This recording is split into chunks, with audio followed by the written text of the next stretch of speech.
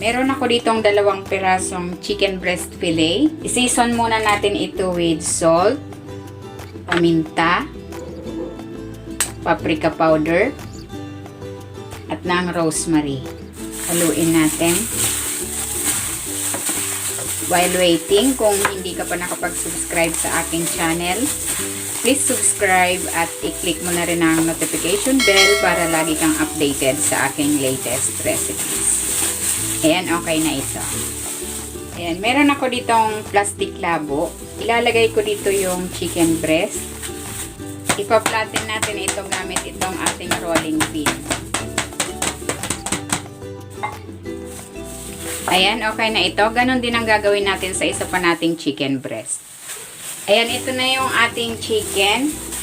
Magpapalaman na tayo. Maglalagay ako dito ng isang hiwang ham, isang stick na quick melt cheese, at isang hiwang pickles. I-roll natin to.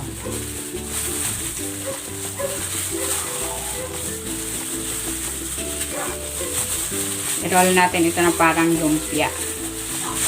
Ayan, ganyan.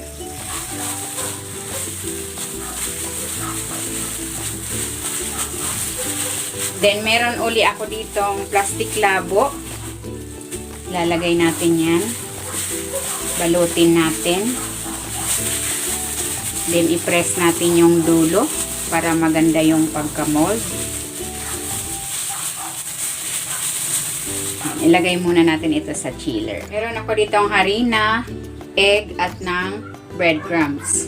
I-roll ko muna itong ating cordon bleu dito sa flour. At saka ko siya i-dip dito sa itlog. And then, i-roll ko siya dito sa breadcrumbs. Ayan, ganyan lang. Pwede na natin itong iprito. Mainit na yung mantika. Isasalang ko na ito.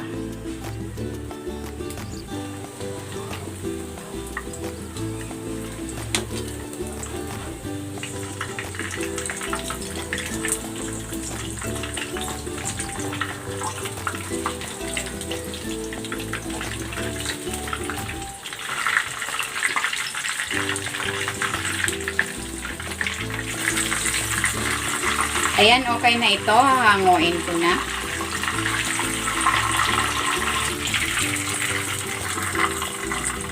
Ayan, gagawa ako ng sauce. Bechamel or white sauce. Maglalagay ako ng butter.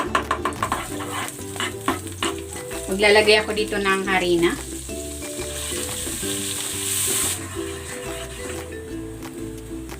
At maglalagay ako dito ng chicken broth.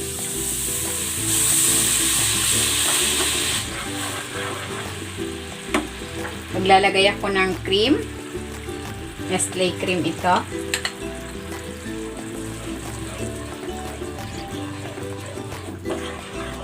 Timplahan natin ng konting asin at ng paminta. Ayan, medyo malapot yung ating sauce. Maglalagay ako dito ng tubig.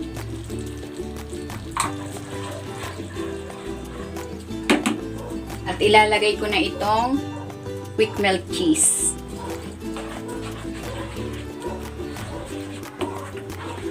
Ayan, okay na itong ating sauce. Ayan, okay na yung ganyang consistency. Hanguin na natin.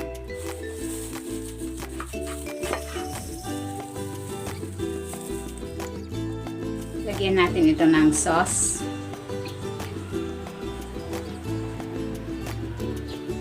Lagyan natin ng dried basil. Ito na, ready na itong ating chicken cordon bleu.